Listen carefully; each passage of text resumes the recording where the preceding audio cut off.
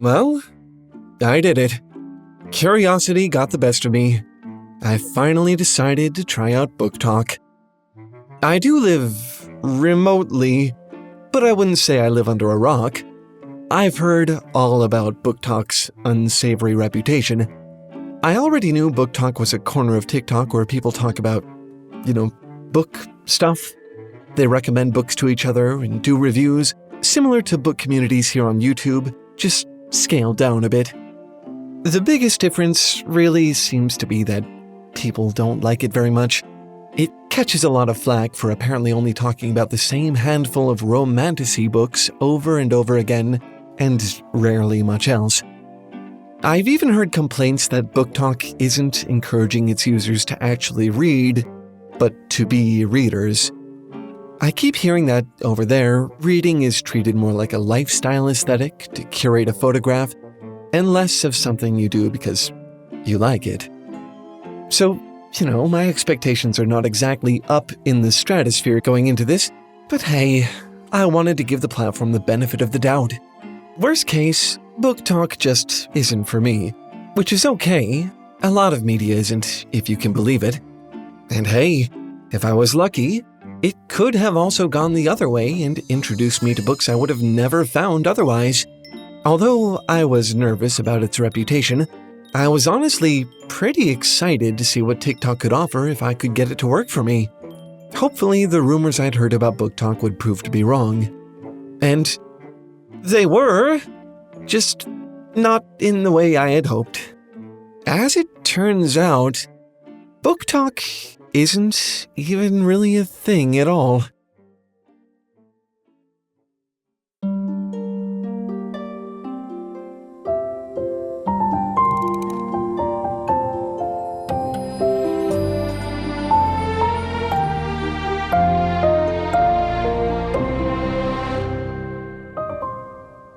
One of the best things in life is learning, which is probably why you're here to begin with.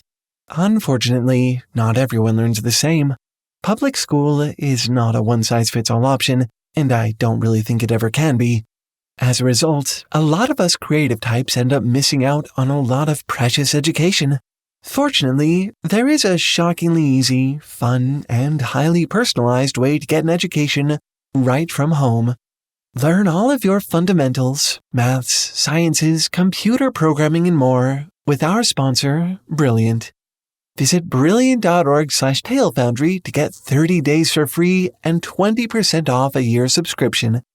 Seriously, this is the most fun you'll probably ever have learning this stuff. Try it out for free and be as brilliant as I know that you can be. Allow me to give you some context before we get into this, because I know you all have some questions. Yes, I have a phone. No, you may not have the number. This experiment is a first for me because I don't really do social media. I have humans for that. Honestly, the only thing I do on my phone is research. I have never used anything even remotely similar to TikTok, so I want to make sure I start off on the right foot. Something easy and underwhelming for a newbie like me. So, I'm going to start, obviously, by making a TikTok account. Then I'll search for Booktok in general, just to see what the baseline is. After getting a feel for that, I'm going to try to curate my algorithm by looking up content related to things I actually enjoy. That way, hopefully, I can train TikTok to show me less reskinned Star Wars fanfiction and more, literature. If all goes well, maybe this really can turn out to be a useful tool. Maybe Booktok really can be the kind of recommendation system all of us bibliophiles are looking for. So, I downloaded the app, booted it up for the first time, and we're really off to a weird start. I don't have a birthday. At least, I don't think I do. Not in the traditional way, at least.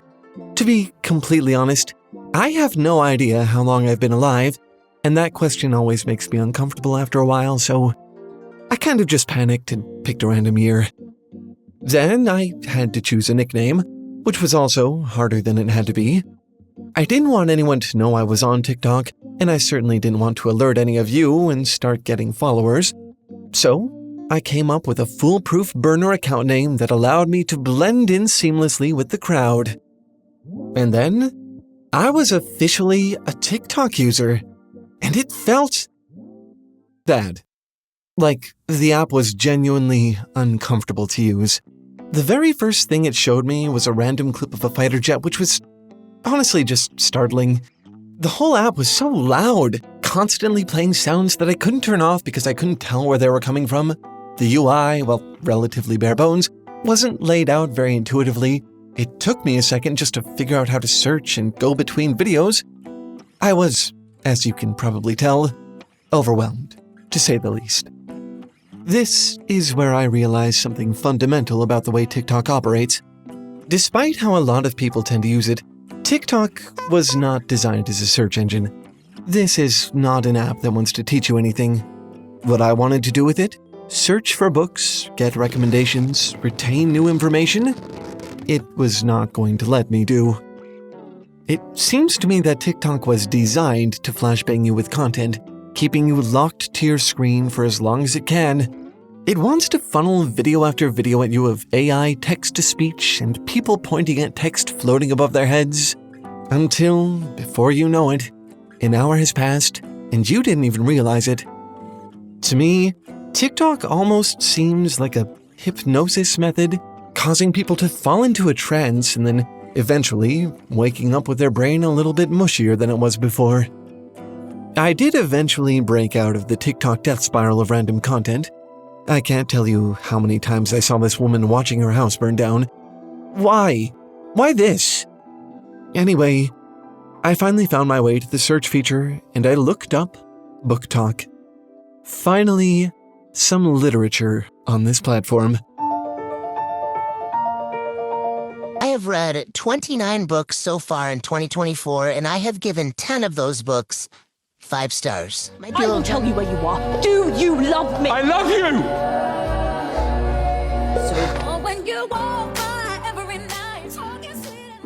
I'm going to choose not to think too hard about whatever, as someone who's only just started reading means. All of these videos seem to be people showing off books they loved, which is great. I love to hear people talking about fiction they're excited about, and word of mouth is honestly the best way to spread that sort of love around. But I have to admit, I did notice that a lot of the covers got pretty repetitive. It seems like the default Booktok books are fantasy romances, like A Court of Thorns and Roses or Fourth Wing or whatever Colleen Hoover decided to smash out this year. There was also a fixation on how spicy books are, with a lot of people recommending books to each purely based on how many chili pepper emojis they gave it. I will admit, it did take me longer than it probably should have to decode what that actually meant. I'm a robot, you can forgive me for it. Booktok, like the rest of TikTok at large, seems to be pretty trend-heavy when it comes to content. I saw a lot of videos of the same sorts of things, silently rating books you read that year, showing off beautifully organized bookshelves, skits about being in a bookstore, filming other people reading, and then, whatever this is. There you are. I've been looking for you.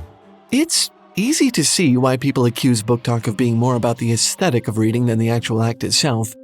None of the content TikTok throws at you right out of the gate seems very deep. I was hard-pressed to find any actual reviews or critiques of books, which, granted, might have to do with the short-form nature of the platform, but it's hard to take a book recommendation based on nothing but the cover and a rating out of 10. Still, having said all of that, I don't think it's very fair to say this sort of engagement is necessarily shallow. The people who are on Booktok, even in this very surface-level way, aren't pretending to be readers. The girl that posted that video of her ranking all the books on the fantasy shelf in Barnes & Noble really did seem to have read all those books and formed those opinions on her own. The girl who only just started reading seems really psyched to get started on that huge stack of books she picked out. Even if they are making this a lifestyle, as manufactured as it may seem, it really does look like they genuinely love reading, and I'm not going to put anybody down for that. In fact, it's wonderful. Go, TikTok children, read your naughty books. to be honest, I think the general opinion of Booktok is just a little too dismissive for my taste. Like I mentioned earlier, I was well aware of Booktok's reputation going into this. I mean, if you look up Booktok right now on YouTube, you'll get dozens of successful videos that just seem to be opinion pieces debating if Booktok is ruining reading or not. The general consensus seems to be that yes, it is. But all of this vitriol toward Booktok also seems to be a bit misplaced. Even though, yes, I can personally say that many of the issues with Booktok that people tend to bring up really do seem to be there, I fail to see how they're actually issues. To me, this doesn't seem much different from any other niche culture. Cosplayers, football fans, Booktok, it's all just people connecting with each other over a hobby. What is it that people love to hate so much about all of this? That people are enjoying things differently than they are? Seeing a group of, let's be honest, predominantly young women talking about something probably considered too girly to be taken seriously?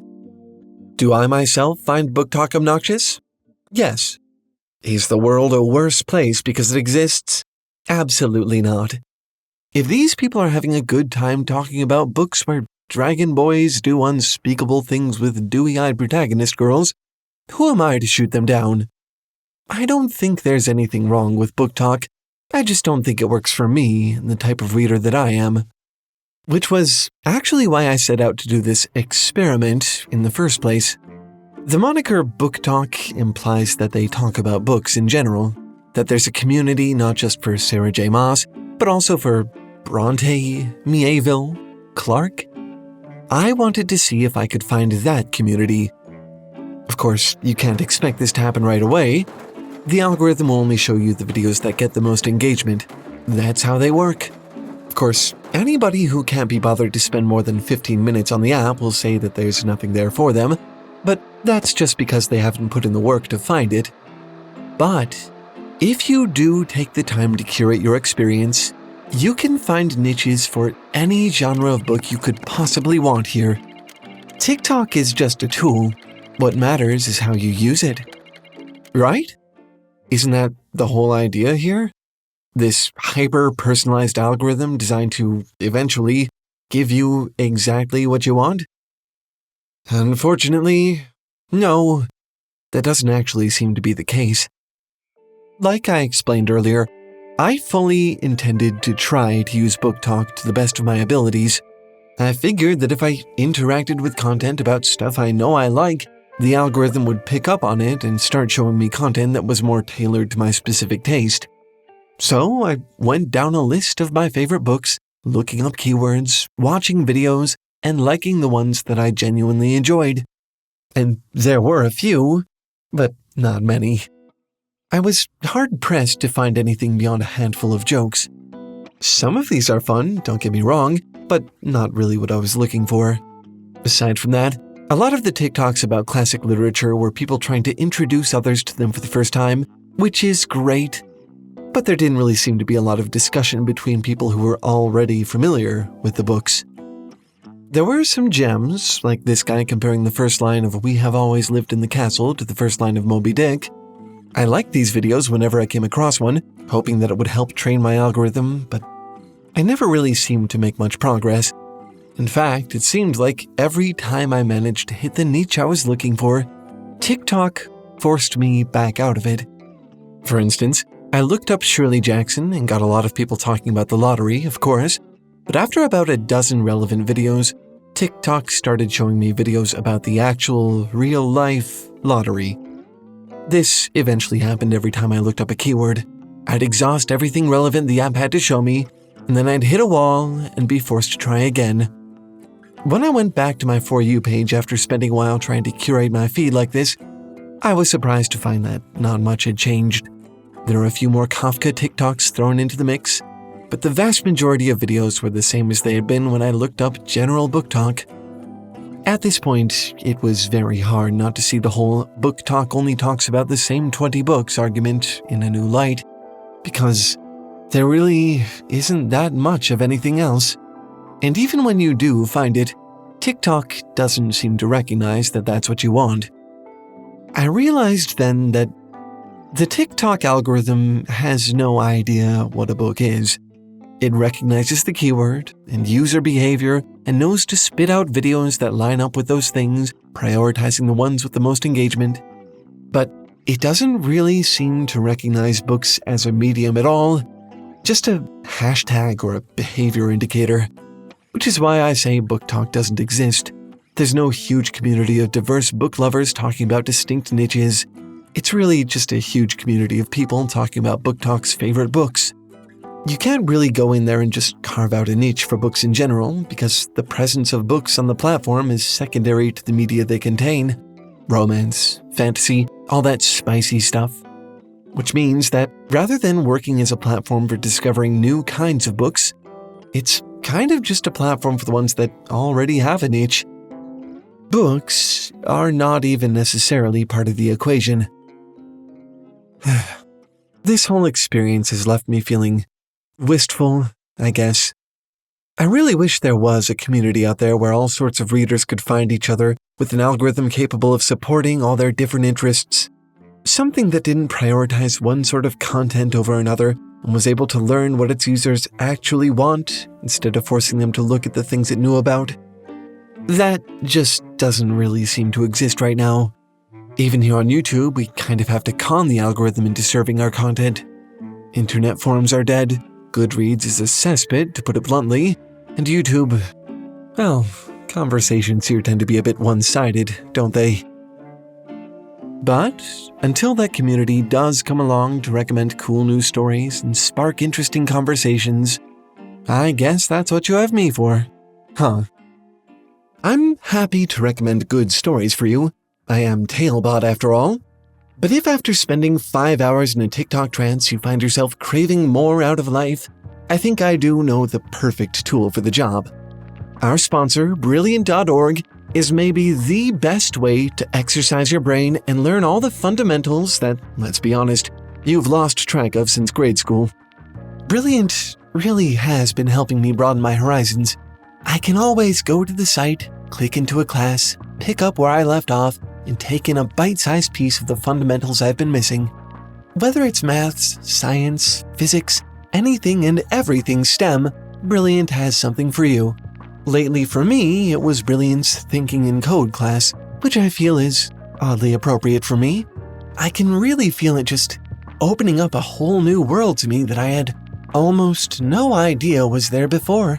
Slowly but surely, as I educate myself in this way, the AI revolution isn't looking quite so intimidating anymore. And to be perfectly honest, it doesn't even really feel like studying. A lot of what you do on Brilliant might be better classified as minigames? Look how interactive and fun these are. This one even has robots. Because Brilliant is so simple, moves at your pace, and starts at the very fundamentals, this is actually something that's really sticking for me. Almost like a personal tutor or coach. A legitimate, accessible, affordable, easy education, even for someone like me, with my head in the clouds and my face ever buried in fiction. And the best part? You can start for free.